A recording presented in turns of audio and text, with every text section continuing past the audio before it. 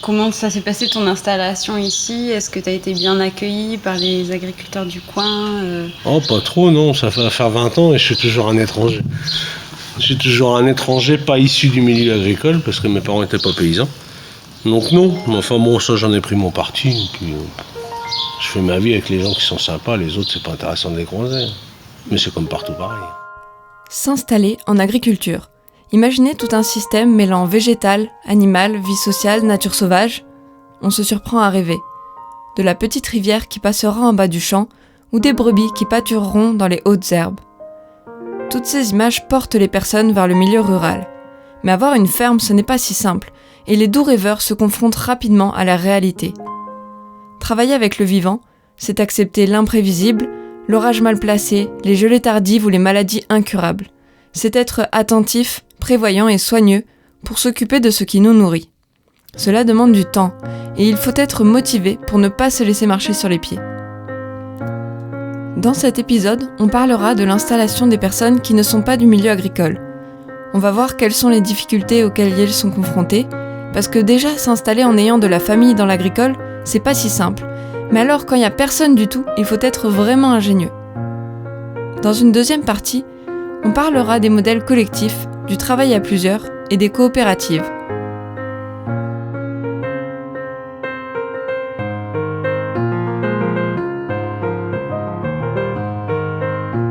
J'ai pas forcément trouvé. Voilà, je voulais que le maraîchage reste un plaisir. S'il faut tenir ce rythme-là, cette exigence et cette intensité de travail sur le long terme, on va pas tenir en fait.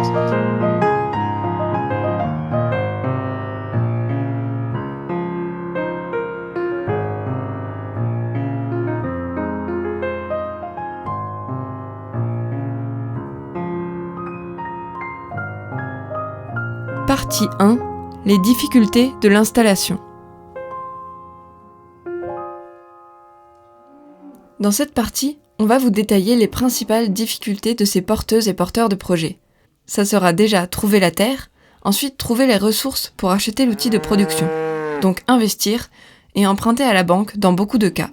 Et enfin, se faire accompagner par des structures qui ne sont pas toujours d'accord entre elles. Isabelle Lécuyer, de l'Ardéar Auvergne, nous expose les temporalités de l'installation et les questionnements qui en découlent. C'est-à-dire, c'est pas en 2 ans qu'une personne s'installe. C'est en 4, 5, 6, des fois plus années. Déjà parce que quand on est à l'émergence du projet, qu'on a une première idée, déjà on est quelquefois dans un ancien boulot, on n'a pas encore quitté son ancien poste, donc on n'a pas beaucoup de temps pour travailler sur le nouveau projet.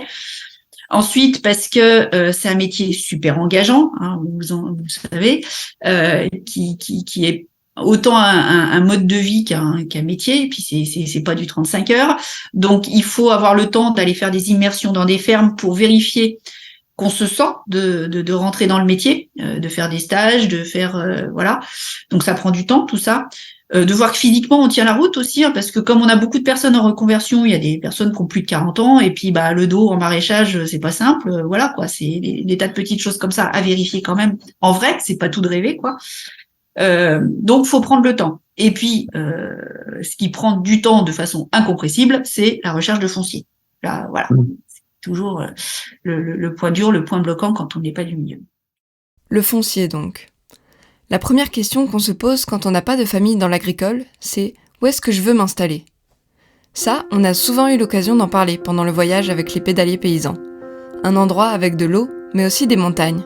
Ou alors priorité à la proximité d'une ville, ou au contraire dans la forêt bien reculée. Les envies sont aussi nombreuses et diverses qu'il y a de gens pour s'installer. Ce qui est sûr, c'est que trouver la ferme idéale est l'une des plus grandes difficultés pour les personnes non issues du milieu agricole. On les appelle les NIMA. En effet, il y a plusieurs phénomènes qui entrent en jeu. D'abord, la pression et la compétition pour le foncier. Manon travaille dans un groupement d'employés agricoles. Elle nous parle de la pression agricole dans le Calvados. Ouais, on a des régions qui sont assez compliquées quand même. Alors les installations se passent, mais c'est souvent en cadre familial ou vraiment des personnes qui sont issues du milieu agricole. On va pas se mentir, Plaine de Caen, c'est une pression qui est juste impossible. Pays d'Auge aussi, de par les haras qui sont présents, mais pas que, hein, aussi parce que c'est des exploitations, voilà. Déjà avec un certain patrimoine, parce que c'est souvent des bâtiments colombages qui coûtent très cher, des beaux corps de ferme, avec notamment un foncier qui peut être assez conséquent autour. Et puis, principalement les zones de plaine. Après ça, je pense que c'est pareil dans toutes les régions. Dans la plaine de Limagne, les cultures sont rentables grâce à la coopérative Limagrin, mais le territoire est complètement bloqué. Il est aujourd'hui impossible de s'installer dans une autre production que les semences vendues à Limagrin. D'autres cultures seraient forcément moins rémunératrices. En fait, il est même impossible de s'installer pour quelqu'un d'extérieur, car toutes les transmissions se font familialement ou par voie de connaissance. Le deuxième phénomène qui entre en jeu dans l'acquisition de foncier est le réseau et la veille. Il s'agit bien du bouche à oreille et non pas du bouche à bouche, comme on a fait plusieurs fois l'erreur pendant le voyage. Du bouche à bouche et Le milieu agricole fonctionne par bouche à oreille et c'est pas facile d'être au courant de la vente des terres quand on ne connaît pas grand monde. Cécilia est en formation agricole pour s'installer sur un élevage laitier. Ce particulier-là était au courant avant nous que la terre a été mise à vendre en fait. Ça faisait 2 mois qu'il était déjà au courant parce que sur le papier c'est déjà marqué qu'il est acheteur, qu'il a déjà fait et que la banque le suit. Ça met du temps ça à faire. Nous on a reçu le courrier lundi pour dire que c'était à vendre quoi. Donc au bout d'un moment, et que nous on a 2 mois par contre à se décider et tout machin truc. Le deuxième frein est l'investissement. On a vu dans l'épisode 3 que la majorité des NIMA ne veulent ou ne peuvent pas faire d'investissement lourd. Cela exclut malheureusement des fermes trop chères à reprendre en l'état. On pense notamment à des fermes laitières. Toute la complexité de l'investissement réside dans le pari fait à l'achat. Le revenu de la ferme permettra de rembourser les emprunts à la banque. On peut aisément comprendre qu'il faut avoir l'estomac bien en place pour investir 1 million d'euros et assurer derrière une rentabilité suffisante. Cette difficulté à investir explique qu'en Normandie, mais comme partout en France, les NIMA s'installent presque 4 fois plus en maraîchage que les personnes issues du milieu agricole. C'est une production qui nécessite peu de capital et peu de surface. Méline et Antoine sont tous les deux maraîchères et maraîchers. Ils nous racontent leur installation progressive. L'installation progressive, c'est aussi parce que c'est un peu lié à l'investissement, dans le sens où on voulait quand même garder une enveloppe de secours, nous. On n'a pas mis toutes nos billes dans l'investissement de la ferme. On a quand même gardé une belle enveloppe puisqu'en fait, on s'était dit que les 2 premières années, on se verserait pas de salaire. Donc on savait que la DGA allait arriver, mais on savait pas quand. Donc du coup, on s'est quand même gardé une enveloppe secours. Et donc du coup, du fait que tout l'argent de côté qu'on avait, on n'a pas tout réinvesti dans la ferme, on s'est dit en fait on n'a pas le choix de faire un investissement progressif parce qu'on peut pas acheter 3 serres d'un coup et donc du coup voilà pourquoi on a fait un investissement progressif. Et si on aurait à refaire, probablement que on peut baisser la charge mentale si dès le démarrage on a déjà les 3 serres de montée, on a déjà le système d'irrigation, on a le micro-tracteur, le broyeur et une benne pour porter les poids lourds. Cependant, il y a aussi des NIMA qui se dirigent vers des fermes avec de plus gros investissements. On a fait des gros investissements dès le début. Géraldine, cidricultrice à la ferme de Desvois. Donc on s'est dit on le fait dès le début parce que c'est vrai qu'au début ça fait un peu peur, forcément. Quand on fait des emprunts en banque, après faut rembourser, c'est sur 20 ans. Donc on a construit un bâtiment dans le sens où on veut travailler dans de bonnes conditions et puis pas s'user trop vite quoi. Donc on est parti sur des gros investissements dès le départ. Après, avec 7 ans de recul, on ne regrette pas. Dans le cas de ces 2 fermes, elles ont fait le choix de faire de la vente directe, ce qui implique de penser la conception du système en y intégrant la commercialisation. Cela ajoute plusieurs contraintes. Plus de temps de travail, construire son réseau et être à portée d'un bassin de commercialisation. Cependant, cela permet avant tout de fixer son prix et de ne pas être dépendant de la volatilité des prix sur le marché mondial. Il y a les industriels qui commencent à fermer aussi quelques usines. Donc forcément ça fait il y a moins de producteurs à pouvoir aller livrer ses pommes. Ils mettent des quotas aussi. C'est-à-dire que y a certaines années où s'ils voient qu'ils ont encore beaucoup de stock, ils disent à certains on peut pas prendre plus de 100 tonnes ou 50 tonnes ou 20 tonnes. Donc c'est vrai que voilà, quelqu'un qui vend ses pommes, c'est pas non plus valorisant de se dire j'en laisse la moitié par terre parce que j'ai pas de filière pour... je trouve pas d'acheteurs, quoi. Ces fermes ont donc choisi de ne pas vendre en coopérative. Malgré cela, on est convaincu de la nécessité des coopératives aujourd'hui qui assurent la grande majorité de la collecte, la transformation et la vente de notre alimentation. Là où on ne trouve pas ça normal, c'est de voir que les coopératives sont censées être régulées par l'État avec la loi Egalim. On va faire court. Cette loi permet entre autres de rémunérer correctement à la fois les productrices et producteurs et les intermédiaires. Or, aujourd'hui, les agriculteurs et agricultrices vendent en dessous de leur coût de production. Il appartient à l'État de faire appliquer cette loi qui, manifestement, quoiqu'écrite et effective, est loin d'être respectée. Enfin, le dernier gros enjeu de l'installation est l'accompagnement des porteuses et porteurs de projets. Comme tout, les orientations agricoles sont les résultats de choix politiques.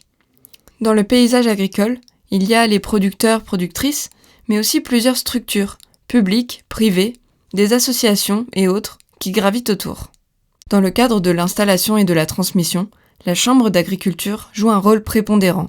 C'est l'interlocutrice quasi obligatoire pour les porteuses et porteurs de projets.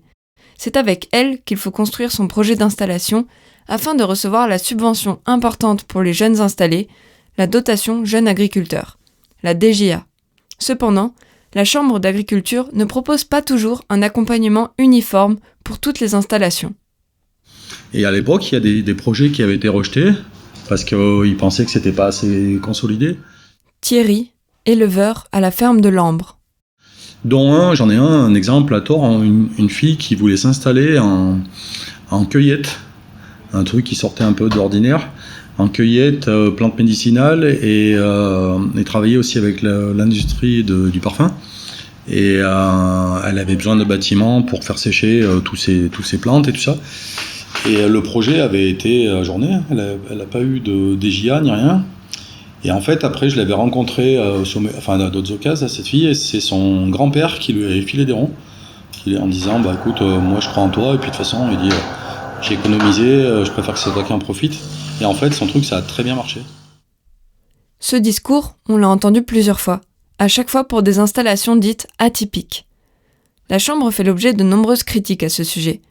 Alors qu'elle dispose de beaucoup de moyens et d'un poids important dans la politique territoriale, on lui reproche de favoriser des projets traditionnels et conventionnels. C'est pour cette raison qu'il existe d'autres structures d'accompagnement, comme le réseau bio, les CIVAM et les ADR. Ces associations réalisent un travail complémentaire en proposant un accompagnement pour des projets où les services de la Chambre ne sont pas appropriés. Souvent, ce sont des installations sur petite surface, en bio, dans des productions qui ne sont pas majoritaires sur le territoire. Ainsi, vous nous direz pas de problème, si tout ce beau monde cohabite tranquillement, sans se tirer dans les bottes. Si seulement. Le premier problème, c'est que les CIVAM, ADA, Réseau Bio sont des associations et qu'elles dépendent beaucoup des subventions régionales et nationales pour leur subsistance. Dans des régions comme Auvergne-Rhône-Alpes, les fonds sont majoritairement destinés au soutien d'une agriculture conventionnelle. Les associations se font donc couper les fonds et ont du mal à assurer l'accompagnement des porteuses et porteurs de projets. Le deuxième problème, c'est que les chambres d'agriculture ont du mal à déléguer et à partager la mission de l'accompagnement avec d'autres structures. En voici un exemple.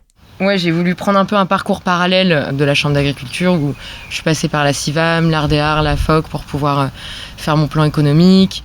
Daphné, en cours d'installation en maraîchage. Pour pouvoir fournir le dossier qu'il y avait à fournir, faire une étude de marché, donc j'ai fait un stage avec la CIVAM, etc. Et j'ai l'impression que ça n'avait pas vraiment plu à mon conseiller. Quand je suis venue le voir avec mon dossier tout fait, il était hyper surpris qu'il soit déjà fait, en autonomie. Et après ça, il m'a rappelé sans cesse, et au téléphone, et en rendez-vous, pour me dire que ça n'allait pas, que ça convenait pas, qu'il y avait toujours des choses qui rentraient pas dans les cases et qu'il savait que c'était pas logique de cocher cette case-là, mais c'est comme ça, il fallait cocher cette case-là. Voilà. Faut pas comprendre. Voilà, il m'a demandé de pas comprendre en fait. Donc voilà, et je me suis un peu fâchée avec lui et ça m'a démoralisée bien comme il fallait. Mais j'ai continué et ça a fini par payer, quoi.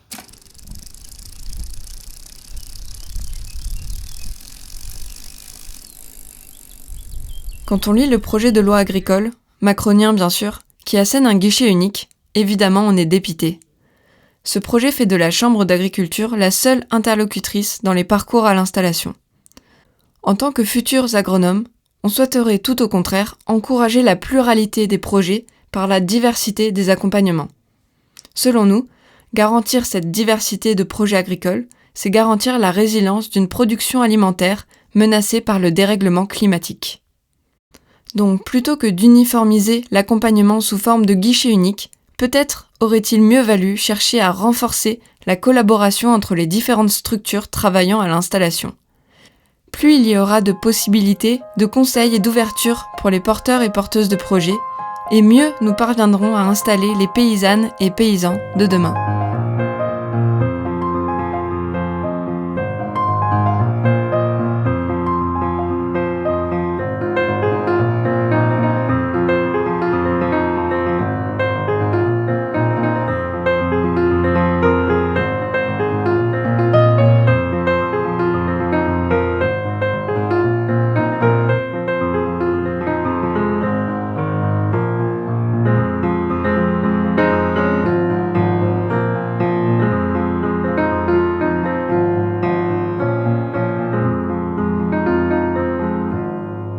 Partie 2, du travail en collectif à la coopérative. Travailler à plusieurs permet de répondre à beaucoup des nouvelles attentes vues dans l'épisode 3. On aimerait vous présenter un portrait de ferme en collectif et son fonctionnement. Puis on parlera d'un nouveau système qui émerge seulement aujourd'hui, mais qui pourrait être une voie pour demain, le modèle coopératif. Après une nuit de camping sauvage au bord du lac enneigé de Quinriat, nous nous trouvons bien fourbus au petit matin. Nous enfourchons nos bécanes et faisons vrombir les moteurs pour nous réchauffer. En vérité, nous soufflons très fort sur nos mains et enfilons nos gants pour nous diriger vers la ferme de la Petite Mouliche. Les routes sinueuses du Livradois sont abritées sous de belles forêts de feuillus qui ont peu à peu recouvert les prairies, laissant ainsi à l'abandon les vieilles masures qui abritaient il y a encore 50 ans quelques vaches des paysans qui peuplaient la région. Ici, nous sommes en moyenne montagne, sur un plateau bien vallonné. Aujourd'hui, on retrouve en majorité des élevages de ruminants. La Petite Mouliche est un collectif installé depuis 6 mois. Elle nous raconte leur parcours. On a lancé le projet d'installation donc ici à Quinriat, dans le Puy-de-Dôme, il y a plus de 3 ans. On s'est regroupé entre plusieurs groupes de 3 personnes, voire 4 personnes qui avaient envie de s'installer ensemble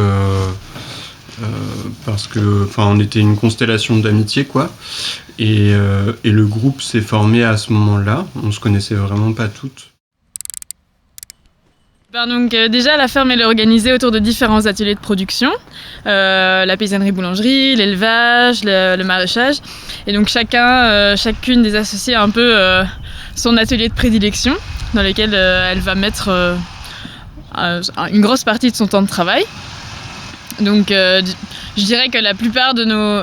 en tout cas là, en phase d'installation, on est plutôt solidaires entre ateliers, on se donne pas mal de coups de main, mais à terme l'idée c'est quand même d'être plutôt référent sur son atelier et passer une grosse partie de sa semaine, en l'occurrence pour moi, au champ de maraîchage. Sinon, on a quand même aussi des temps collectifs, bien sûr, donc autour de réunions collectives. On fait 2 réunions collectives par semaine, une réunion opérationnelle. On fait un peu un point de tout ce qui doit être fait dans la semaine, combien de temps on compte dédier à ces différentes activités, qui sera absent, qui sera présente. Voilà, vraiment un peu tout ce qui est logistique et opérationnel pour la semaine. Et puis une réunion stratégique où on traite des questions de fond. Après, il y a d'autres temps collectifs autour de tâches un peu transversales. Donc tout ce qui est comptabilité, commercialisation, ça c'est des tâches qu'on mutualise. Et donc voilà, il y a un peu de temps de travail durant la semaine qui est dédié à ça aussi. On leur demande ce que ça leur apporte d'être en collectif. Moi, j'ai envie de partager la force. Moi, je suis vraiment hyper impressionnée par la force, l'énergie qu'apporte le fait, le collectif, quoi, le fait d'être aussi nombreuses. Ça apporte tant de l'énergie et de la motivation que aussi de la je trouve que ça apporte plus de sérénité aussi dans une installation, de se dire en fait on est à plusieurs et on est plusieurs à réfléchir, on est plusieurs à prendre des décisions. Enfin, je trouve que la responsabilité, elle est partagée et je trouve que moi, en tout cas, ça me rassure beaucoup. Tu te serais installée seule, toi, ou pas? Je pense pas. Je pense pas ou en tout cas, pas du tout sous cette forme-là. Clairement, sans les autres, ça aurait été compliqué, voire impossible. La petite Mouliche expérimente le travail à la ferme en non-mixité, c'est-à-dire qu'il n'y a pas d'hommes cisgenres parmi les associés, même si nous sommes totalement les bienvenus pour une semaine.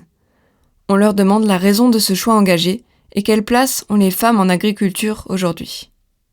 Ce qu'on remarque, c'est qu'il n'y en a pas beaucoup, ou alors on les voit pas. Même y compris dans les projets collectifs, elles sont toujours moins nombreuses que les hommes. Et moi, c'est quelque chose qui me convenait pas trop.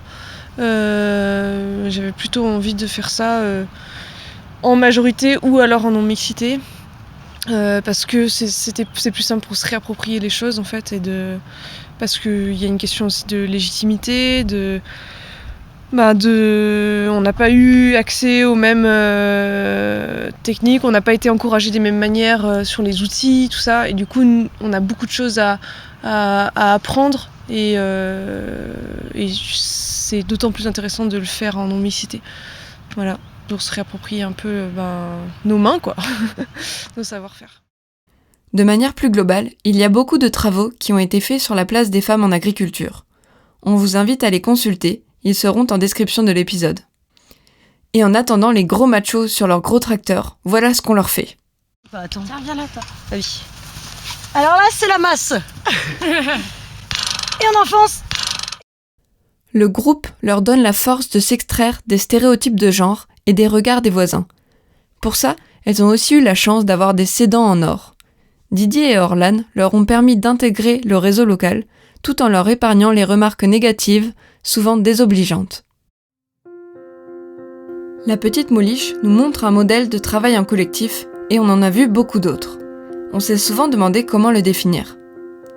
On a fini par arriver à la conclusion que le travail en collectif, c'est le fait de travailler en groupe, à partir de 2 ou 3, en partageant un outil de production, que ce soit les terres, le matériel, les animaux, et bien sûr, en partageant les décisions et les responsabilités. Il s'agit d'un modèle horizontal. Durant notre voyage, on a observé 1001 variantes de ce modèle, que ce soit en famille, entre amis, parfois des exploitations indépendantes sur le papier et qui, dans les faits, organisaient leur travail à plusieurs. Toutes ces formes de collectifs permettent de répartir le travail pour se libérer des jours de congé, de réduire les investissements et de partager le matériel, comme le font les CUMA, les coopératives d'utilisation de matériel agricole. Il s'agit aussi d'un modèle qui encourage la diversification des productions et vise une synergie entre les ateliers. Pour faire simple, une personne qui mène un élevage de vaches peut échanger son fumier avec la paille du voisin céréalier. Dans ce cas, le céréalier a du fumier pour fertiliser ses cultures et l'éleveur a de la paille pour la litière des animaux. Bon, au regard de nos ancêtres, c'est plutôt simpliste et la synergie peut aller beaucoup plus loin. Mais on entre dans des parties plus techniques et on peut en discuter pendant des heures. Mais même cette simple relation élevage-culture a disparu de certaines régions trop spécialisées, comme la Bretagne avec les algues vertes, ou la Beauce avec... y a plus rien là-bas en fait. L'installation en collectif, voilà un mot valise qui évoque une chose différente à chaque personne qui l'entend. Nous voulons le présenter comme une contre-proposition possible qui permettrait, en s'appuyant sur des modèles coopératifs, de pérenniser dans le temps les exploitations, faciliter les installations et concilier les attentes des nouveaux profils avec la nécessité de renouveler les générations. Moi, il me semble qu'il y aurait peut-être effectivement d'autres approches. Philippe Janot, enseignant-chercheur en territoire et société. Mais qui ne sont pas d'actualité. C'est des formules plutôt coopératives, en incitant les gens à s'installer dans le cadre coopératif, constituer finalement des structures de production agricole qui soient des coopératives de production de biens agricoles. Mais ça, ça va à l'encontre. Ça va à l'encontre de la logique de la propriété individuelle et c'est extrêmement difficile à mettre en œuvre, mais c'est entre guillemets, c'est la troisième voie entre la voie de l'étatisation des moyens de production et puis la propriété privée intégrale. Entre les deux, il y a cette voie de la coopération. Il faut s'inspirer de ce qui se passe dans le massif jurassien, dans les fruitières. Même si la fruitière, c'est un appareil collectif pour la transformation et pas la production en tant que telle en amont. Mais on pourrait très bien imaginer des fruitières de production agricole où 5, 6, 7 agriculteurs sont en coopérative. Les moyens de production sont ceux de la coopérative. Vous amenez des parts sociales, vous accédez à l'outil de production, vous produisez, et puis quand vous avez terminé votre carrière, vous reprenez vos parts sociales, et puis toute la richesse qui a été accumulée sous forme de réserve dans ces coopératives, ça reste, c'est impartageable. Et donc, ça traverse les générations. Et celui qui arrive pour s'installer, il s'installe sans avoir des sommes colossales à mettre en œuvre et il bénéficie de l'expérience des autres. Et donc, d'une certaine manière, c'est pas tant des aides publiques dont on a besoin, c'est plutôt de nouvelles formes organisationnelles et institutionnelles pour organiser la production. Pour réussir, le collectif ne doit donc pas uniquement être un groupement d'associés. Il doit aussi s'appuyer sur une vision différente de la propriété, où les outils de production appartiendraient à la coopérative et non pas aux associés.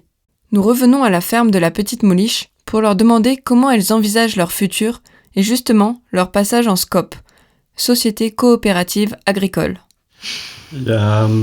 En fait, nous on est pas mal attirés par le modèle coopératif au sens où il y a plus de protection pour les salariés que en tant que chef d'exploitation.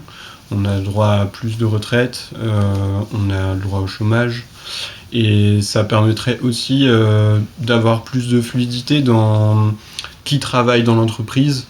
Là actuellement on est 8 chefs d'exploitation et si on veut embaucher ça coûte cher et aussi ça veut dire qu'ils ont pas des salariés n'ont pas le même statut que nous chefs d'exploitation. On voit donc émerger des modèles très divers et variés aujourd'hui.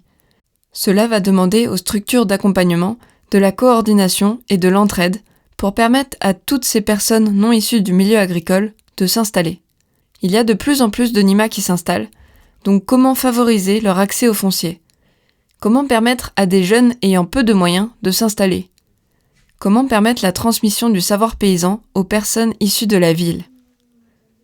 Ce qu'on observe, c'est que les cédants ont un rôle fondamental dans la transmission des fermes à des personnes non issues du milieu agricole.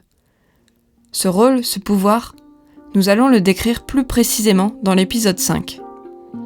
Qui décide de l'avenir de la ferme, si ce n'est le ou la cédante ? Mais quelles contraintes se posent à lui ou elle ?